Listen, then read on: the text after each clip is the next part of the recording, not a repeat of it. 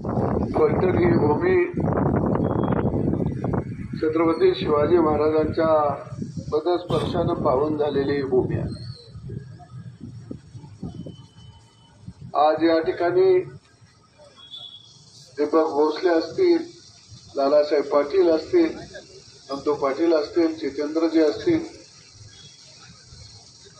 ज्यांनी 2-3 दिवस या भागामध्ये फिरून मार्गदर्शन केलं ते सागर खोत, अमोल खराडे, खंडेराव करचे, अभिमन्यू टोकरे, जयंत काकडे, सागर गिरमे, तुळशीदास होळकर, सुधीर क्षीरसागर, राजेश खराडे, निलेश सोनवळकर, हनुमान होळकर, सुनील मुळीक, दादा गोपने, विकास यादव, विशाल जनसने, आनंदराव धुमाळ, गोपाळ टावरे, सुहास आणि सर्वच प्रमुख जमलेल्या शेतकरी भावांनो, तरुण मित्रांनो, पत्रकार भावांनो, पोलीस भावांनो, महाराष्ट्रामध्ये यावर्षी परतीचा पाऊस सगळीकडे मोठ्या प्रमाणामध्ये झालेला आहे। विशेषतः विदर्भ, मराठवाड्यामध्ये आणि आपल्या पश्चिम महाराष्ट्रामध्ये, उत्तर महाराष्ट्रामध्ये, कोकणात सुद्धा शेतीचं मोठं नुकसान झालेलं आहे। या मोर्चाच्या माध्यमातून सरकार तर मदत करणार आहे, परंतु मी सरकारला विनंती करतो की शेतकऱ्यांची पिकं नष्ट झालेली आहेत, जमिनी खचून गेलेल्या आहेत, जनावरं मेलेले आहेत, घरांची पडझड झालेली आहे। वर्षभराचा सोन्याचा घास शेतकऱ्याच्या मुखातनं निसर्गानं हिरावून घेतलेला आहे। हा शेतकरी माझा परत सन्मानानं उभा राहिला पाहिजे, या दृष्टिकोनातून मदत करावी एवढी अपेक्षा मी सरकारकडे आज या माध्यमातून करत आहे। भावांनो, मी जास्त वेळ तुमचा घेणार, पण मोदी साहेबांनी जीएसटी कमी केला आणि देशातल्या सगळ्या जनतेला, उद्योगाला एक आधार दिला। मी निश्चितपणानं या निर्णयाचं मनापासून हार्दिक हार्दिक स्वागत पहिल्यांदा करतो।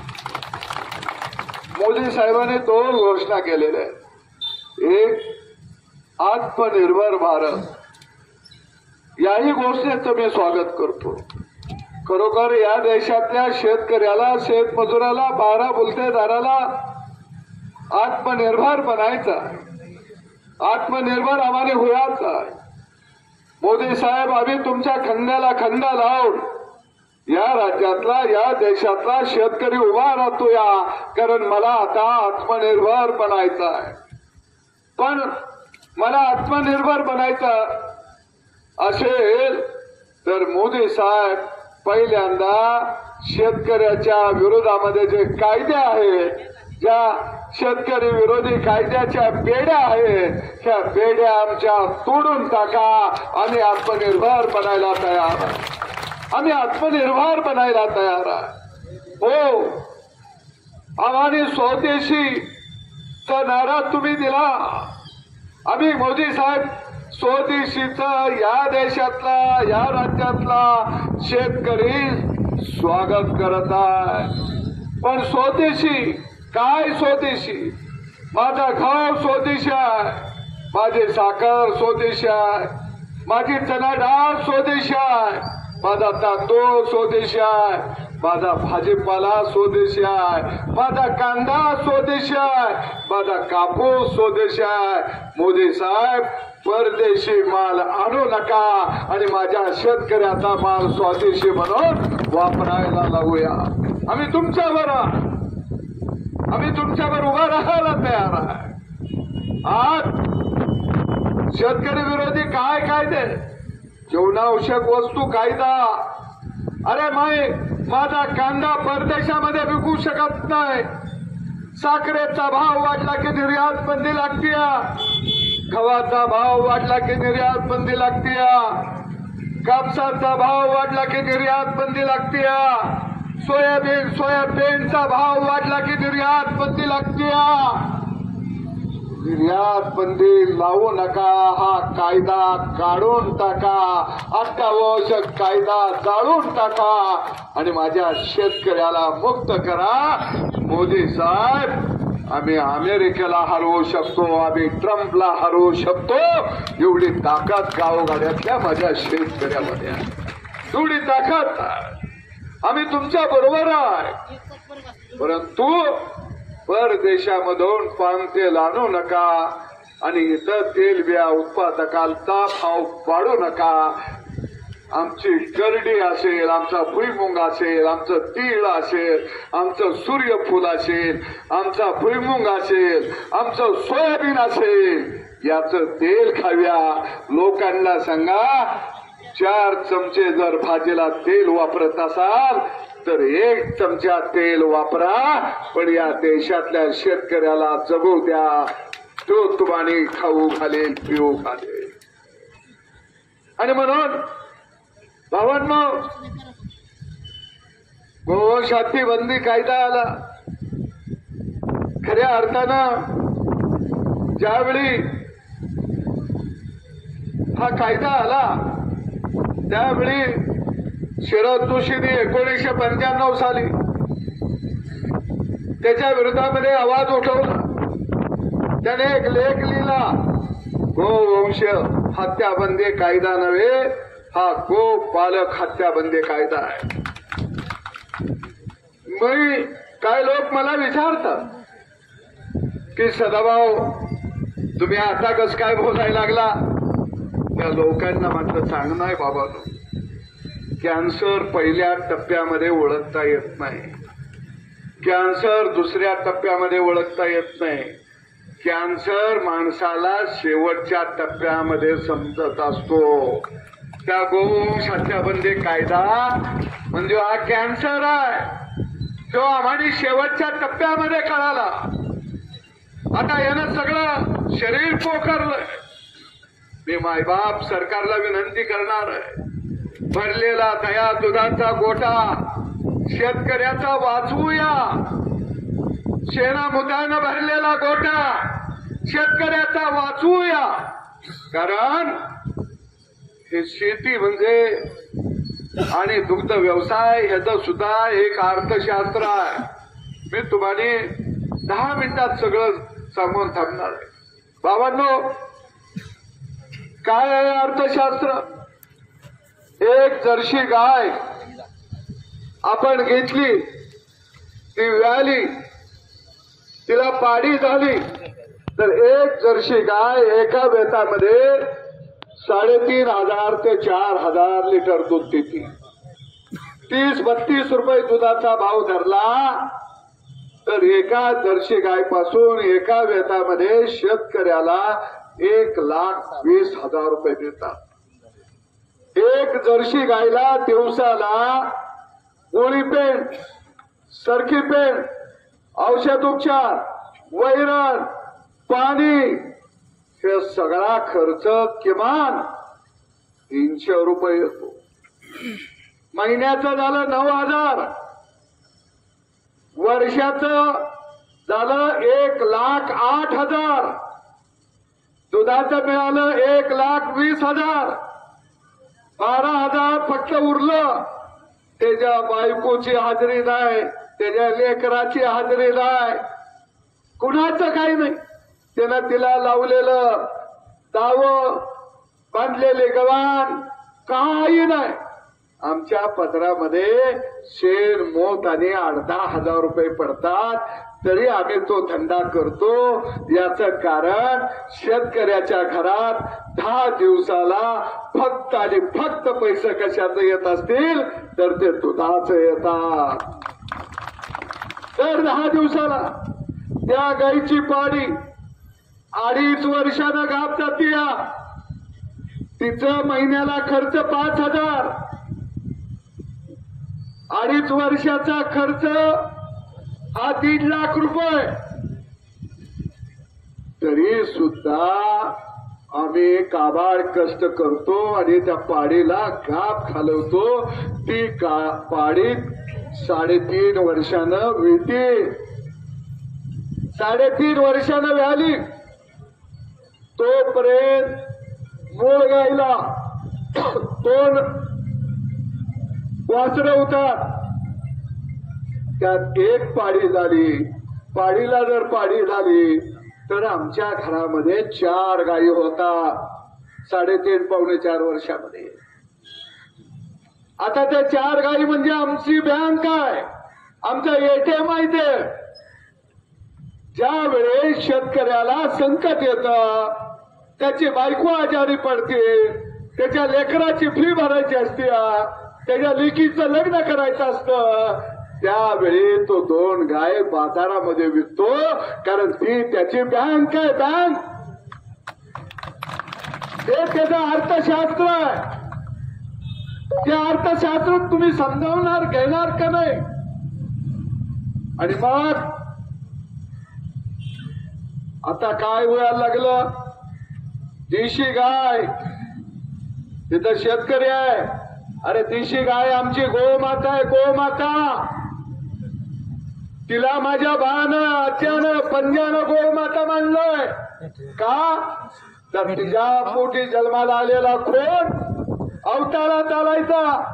अरे आता यांत्रिकीकरण झालं. पहिलं गोठ्यातनं गेले, यांत्रिकीकरण झालं, देशी गायी कमी झाल्या. मग दुधाळ गायी शेतकरी पाळायला लागला. वेगवेगळ्या राज्यातल्या गायी आणायला लागला, म्हशी आणायला लागला. अरे या राज्यामध्ये देशामध्ये शिपभर दूध मिळत नव्हतं, पण दुधाचा महापूर या महाराष्ट्रात आणि देशात शेतकऱ्यानं आणलाय. शेतकऱ्यानं, शेतमजुरानं. अरे म्हणून तुम्ही ताक पेताय, दही खाताय, दूध पेताय, आईस्क्रीम खाताय, चीज खाताय. अरे हे कोण करतय? शेणा मुतात माझ्या माय बापाचे हात आहे. तो मायबाप हे सगळं बनवतोय. तो मायबाप बनवतोय. मग देशी गायचा कधी बाजार नाही भरला. देशी गाय कधी शेतकऱ्यांना नाही विकली. इथे एवढे शेतकरी आहेत, देशी गाय कधी बाजाराला पण विकायला नेले का? कधीही नेलं नाही. आणि मग जर्सी गाय, अरे 2 गायच्या 5 गाय झाल्या, 2 गाय आम्ही विकतो. गाय विकायला निघाली की फौज आडवी येते. गाडीवाल्याला मारायचं, व्यापाऱ्याला मारायचं, मालकाला मारायचं. मग ते जनावर पोलीस स्टेशनला आणायची, पोलीस स्टेशननं पंचनामा करायचा. आणि मग ती जनावर कुठं? गोशाळे. फुकट चंबो बाबूराव त्यांनी दुकान लावलंय, दुकान लावलंय. माल भेज दो, माल भेज दो. अरे तुमच्या गोशाळा हे जर्सी गाय, होस्टन गाय, म्हैशी यांचे तुरुंग झाली. ती तुरुंग. आणि हे यांना एवढ्या गोशाळा काढायच्या आहेत, गायी पाळायच्या आहेत. अरे बाजारात या, विकत घ्या आणि गायी पाळा की. फुकटच्या गायी हाणायला लागले. महावीर नावाची गोशाळा उमरजला, नाव काय ठेवलंय? महावीर गोशाळा. काय महावीराला वाटलं असेल काय भारी माणसं आहेत इथं. एका शेतकऱ्याकडनं घेतलेले धुमाळ मामा. आता तुम्ही उठून उभा राहा, जरा सगळ्यांना नमस्कार करा. सागरला मी माहित असावं म्हणून. हे धुमाळ मामा त्यांच्या घरामध्ये मी 8 दिवस राहिलोया. 1995 साली या इकडे 1995 साली आणि 90 साली तुम्ही म्हणणार या धुमाळ मामांच्या घरात का राहिलंय सदाभाऊ? इथं का राहिलंय तुम्ही म्हणणार. अरे माझा सुद्धा जर्सी गायचा गोठा होता आणि धुमाळ मामा त्यावेळी जनावरांचा व्यापार करत होते आणि या धुमाळ मामाने माझ्या गावाला 90 साली 250च्या वर गायी दिलेल्या आहेत. 250च्या वर गायी. अरे लोक म्हणतात सदाभाऊला काय आपलं कळतंय हे धुमाळ मामा सांगेल. अरे मी गोठ्यात जन्माला आलोया मग आणि आम्ही दिवसभर चांगल्या जातीवंत गायी बघायला फिरायचं. या धुमाळ मामाना त्यांच्या अंगणामध्ये एक पहाडी होती 2 महिन्याची गाव. मी 15 दिवसातनं 2 दिवस जायचा. म्हणलं काय झालं मला मामा ही पहाडी आवडल्या मला मी पाळणार आहे मरस्तोर गोट्याला पाळणार आहे. शेवटी धुमाळ मामानं मला तशीच पहाडी जर्सी पाळायला दिली पाळायला आणि त्या गायचं नाव मी लक्ष्मी ठेवलं होतं. अरे या गौशाळा जनावर आत गेलं. आमच्या भागातल्या 14 गायी या महावीर गोशाळेमध्ये 2 महिना ते शेतकरी व्यापारी कोर्टानं आदेश दिला मुद्देमाल द्या. मुद्देमाल आणायला गेल्यावर एक बी गाय त्या गोशाळेमध्ये नव्हती. काय गोशाळेवाल्याने वकील नेमले ते वकील. खायच्या कोर्टाचा निर्णय तुमच्या बाजूचा झाला की वरच्या कोर्टात जायचं. आणि गोशाळावाले जमा झालेली जनावरं परत त्याची सोडून वरच्या कोर्टात का जात आहे. ती तुमच्या बापाची जायदाद आहे. कशासाठी निघाला. पुण्यामध्ये 4 गोशाळेमध्ये 4000 म्हशी पकडल्या. त्या 4000 म्हशी एक बी म्हस नाही. पुण्यात म्हशी ठेवायला एवढा जागा तर असेल का. ज्यावेळी मी म्हशी आणायला गेलो त्यावेळी ते गोशाळावाले म्हणले गोशाळेचं नाव काय तारकातीस बरोबर देवाला पकडला. आणि ते म्हणले त्या म्हशी कुठे आहेत पूर्णात चरायला. मी म्हणलो इथल्या पुढारी एवढे हेलिकॉप्टर विमान मधनं हिडते ते एवढं मोठं करून चरायचं त्यांच्या नजरातनं राहिलंय कसं. त्यांना हे कसं काही दिसलं नाही. एक म्हस नाही काय मस्त धंदा. अरे भाकड गायला 40,000 50,000 रुपये मिळायचं. आता भाकड गायला 10,000 रुपये मिळणार. पूर्वी आम्ही मैसाणावरनं म्हशी आणायचं. आता म्हशी नात्या. हरियाणावरनं गाया आणायचं. गाया आणि नात्या. बेंगलोरवरनं आम्ही गाया आणायचं. त्या बी बंद झाल्या. जाय तिथं बत्त्या मार पोलीस स्टेशन आणि ते सांगतात कोणत्या गोशाळेत ते जनावर जमा करायचं. परवा बीड मधून काही लोक चाकणच्या पुढं मला वाटतं बाजार आडे फाट्याला बैल घ्यायला आली.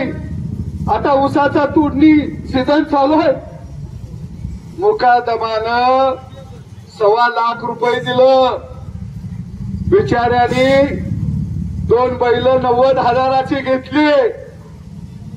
आळे फाटा सोडून संगमनेरच्या पुढे गेले आणि हे गडी आलं. चला पोलीस स्टेशन.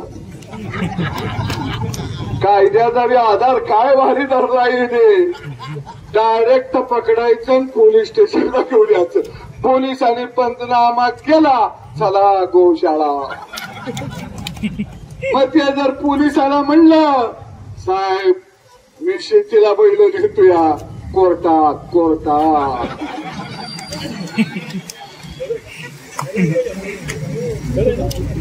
त्यानं 90,000ला बैल घेतली. ऊस तोडायला फोन करून ते रडायला लागलं. भाऊ मी आता मुकदमाचं पैसे कसं फेडणार. आता त्याला काय सांगावं, कोर्टात सांगावं. अरे काय दशा लावल्या तुम्ही महाराष्ट्रातल्या दूध उत्पादकाची, काय दशा लावल्या महाराष्ट्रातल्या शेतकऱ्याची. आता हे म्हणत आहेत जनावरे कापायला नेली. अरे बाबा, सागरनं सांगितलं आम्ही देशी गाय नाही विकत. जर्सी गाय तुम्हीच म्हणताय डुकरापासून गाढवापासून झाली या, मग तुम्ही डुकराला गाढवाला का अडवताया, का अडवताय? बरं आता तुम्हाला वाटतंय ते कापायला जात या, तर तुम्ही तर खोला ना बाजार, दुकानं लावा, जनावरं खरेदी केली जाते, आम्ही सांगू त्या किमतीला घ्या, आम्ही तुम्हाला देतो. पण नाही, त्यांना फुकट पाहिजे. आणि काम बी भारी आहे, पण बिना भांडवली धंदा, रुपया गुतवायचा नाही. लोक तावील गळ्यात अडकायचा, नाम ओढायचं, जनावर अडवायचं, काम खतम. जय श्रीराम. म्हणजे रामाला सुद्धा सोडला नाही. मी एका गावामध्ये गेलो, एक मोठा शेतकरी, त्याच्याकडं देशी गाई 15-20 पाठी, पहिलं 5-6 100 एकराचा शेतकरी. जर्सी गाई जवळजवळ 30-40, म्हशी 20-25, आणि त्याच्या 2 गायी विकायच्या होत्या. एका गाईला मस्टाईड झाला आणि एक गाई गाभण जाईना. आणि मग त्या गाई बाजारात घेऊन जाऊया म्हणले, थोड्याला निघाला घेऊन. तो बिचारा म्हातार 70-75 वर्ष, ड्रायव्हर म्हणतोय, नातू म्हणतोय बाबा तुम्ही येऊ नका, लांबचा पल्ला. नाही नाही, लई दिवस झालं बाजार बघून, मला येऊन दे की. ते म्हातार बी गेलं बसून. थोडं गाडीत, घाटात गाडी गेली, फुटण्याची वाढवी लागली, गाडी खाली उतारलं म्हणलं फळका पाडा, फळका पाडा. फळका पाडला, 2-4 गडी वर चढलं तर, आणि कयांच्या मिठी मारून मुख घ्यायला लागलं. म्हातारं म्हणलं होय, लय गुन्हे गायी होत्या, पण हिला मस्ताईड झाला या, हे काम जायना म्हणून इकूया. गड्याने गाईचं दर्शन घेतलं, म्हाताऱ्याला फोडायला चालू केला. म्हाताऱ्याला मारायची तर गाईचं दर्शन घ्यायची तर जय श्रीराम आणि हाणायची तर त्याला. म्हातारा म्हणतोय का मारताला, मग गाईच्या गळ्यात पडायची. नाही ग, तू काळजी करून तुला वाचवायला आम्ही आलूया. काय ब्रह्मदेव आले. चला म्हणले पोलीस स्टेशन. आलं पोलीस स्टेशनला, 2 गायीचा पंचनामा. म्हातारं म्हणलं अहो या भाकड गायाच्या, मी पहिल्यांदा बाजार बघायला निघालूया, जावा म्हणले गोशाळा. त्या गायी कुठे गेल्या, गोशाळेला. म्हातारं म्हणतंय गायी जाऊन द्यायच्या फुकट, माझ्याकडे 70-80 जनावर आहेत, तेवढा माझा टेम्पो द्या. ते टेम्पो आलं म्हणायला लागलं, माझा कवा निकाल लागल गॅरंटी नाही बाबा, माझा टेम्पो पाहिजे. टेम्पो 2 महिन्याने मिळाला, गायी बी गेल्या त्या, टेम्पो बी गेला. म्हातारं बिन बाजार बघता घालला. अरे काय असं करायला लागलं? अरे जर शेतकऱ्यांना भाकड जनावरी, गाब न जाणारी जनावरं, कमी दूध देणारी जनावरं, किंवा त्याला जर अडचण आली तर तो जनावर विकणार, नवी घेणार. जर तुम्ही हे चक्र थांबवलं तर तो नवी जनावरं घेणार नाही. त्याचा व्यवसाय तोट्याचा नाही, त्याच्या लेकरा बाळाला खर्चाला रुपये मिळणार नाही, त्याच्या लेकरा बाळाचं शिक्षण होणार नाही. हे का समजत नाही? आणि म्हणून माझी सरकारकडे मागणी आहे, गोशाळेला कोणती गाय देता कामा नये, ती गाय शेतकऱ्याची शेतकऱ्याला परत करा. अरे आमचा मोठा हात गोशाळा आहे, आम्ही 50 गाई 100 गाई पाळतोया, आम्हाला रुपया नाही, हिने काय सुद्धा नाही, शेड मारायचं